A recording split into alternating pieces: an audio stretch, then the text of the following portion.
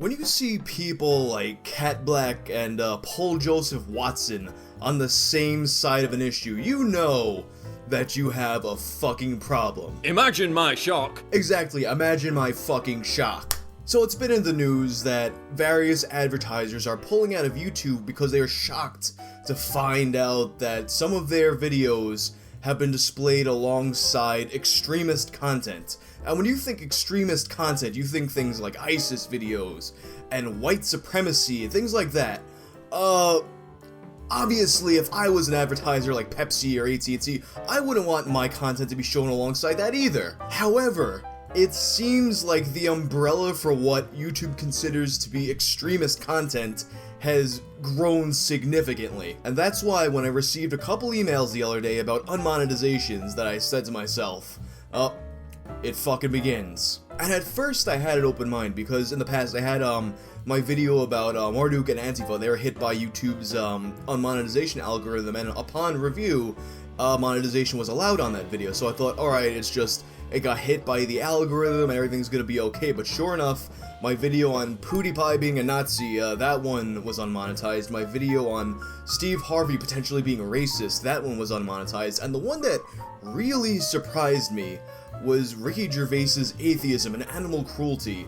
See, that one, when I had gotten that one, I thought maybe it's because like the words animal cruelty triggered something, but no, that's unacceptable too. I guess talking about atheism in any kind of way now, that's extremism, that's fucking hate speech. The other day, Paul Joseph Watson, who, if you're not familiar with him, he's a conservative YouTuber, he made a video talking about how YouTube is having its age-restricted content filter censor all different kinds of people who, under the name of extremism, like people including fucking PewDiePie are like extremists under this category.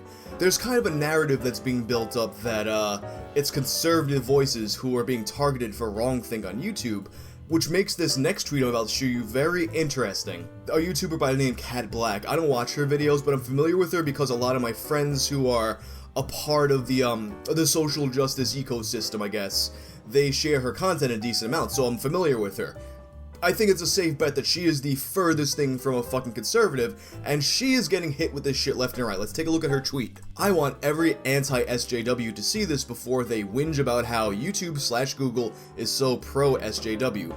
My videos about racism are demonetized, and here you can see she has a video, two videos here, can black people be racist, and white women rape accusations and black men, both of them unmonetized. So clearly it's not a case of conservative wrongthink being unmonetized, it's any kind of thought, any kind of fucking opinions at all. YouTube doesn't like that anymore. Thinking is extreme. And what I see here is that the mainstream media, people like the CNNs and the Fox Newses, they see YouTube, who has a much bigger platform than any of they do. They finally realize what a threat this is, so now they're doing everything that they have in their power to push the small guy out. They've been putting so much work into planting these seeds about how YouTube is this bastion of fucking hate speech and whatnot, and these seeds are finally growing into fucking shitty flowers. Despite the fact that it seems to be hitting people on both sides of the political spectrum, I still think that we have a little bit of different rules for different people going on here. Because take a look at this video from CNN. Is the Black Lives Matter movement racist? You know, it's pretty similar subject matter to one of the videos that Kat Blaque had unmonetized, but something tells me that CNN is still making money off of this video. If a CNN representative can tell me that, yeah, I have also been having our videos on racism, having them unmonetized, then I'm open to hear that, but something tells me that's not the case. The old media realized that they need to push into the new media to survive, and because of that, I think there's two things that we can do to fucking stop this. Number one, I've been hearing a lot of other YouTubers talk about a boycott and things like that, and I think an outright boycott of YouTube would be self-defeating, because if they want to push out smaller YouTubers, then how are you helping anything by kind of demonstrating that they don't really need you? What we need to demonstrate is that they do fucking need us, that we are worth more to them than these old media conglomerates like fucking CNN and Fox News, NBC, all these companies. So if you want to do a boycott, just boycott the fucking mainstream media on YouTube. Don't click on any NBC videos, any big news network, don't click on their shit.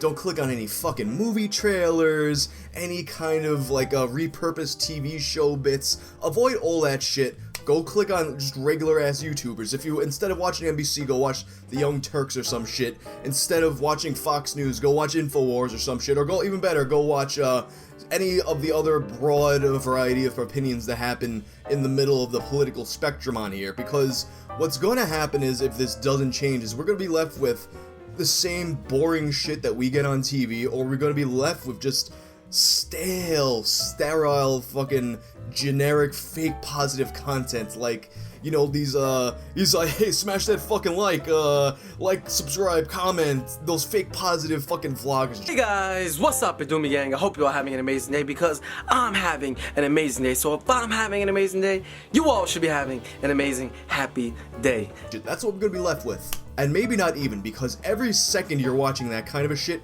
you're not watching Disney, you're watching any kind of fucking mainstream media entertainment, so that they're gonna find a way to make that go away too. The other step is Patreon, and I never really saw the value of Patreon until recently, because I always kind of saw it as like begging for money and whatnot, but I realize now that, me personally, I've been choosing between having to go to work and making more content. If I had a better Patreon following, I could work less and make more content. So that's kind of, it's literally like the old school patron of the arts kind of thing. But I hadn't personally pushed mine because I feel like I hadn't made adequate incentives and whatnot. But if you see channels out there, not even specifically my channel, but any channel out there that's pushing their Patreon, and you worry that they're the kind of content that's going to be pushed out by this change in YouTube's approach to advertising, I would highly recommend that you support them, like even like $1, $5 subscription through Patreon. It goes a hell of a long way.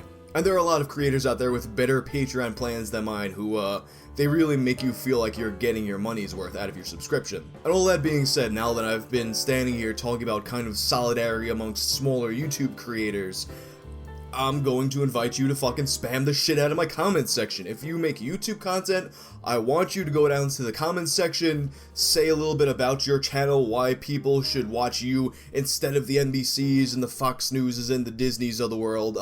Just give us a little fucking elevator pitch. But anyway, until next time, everybody get fucked.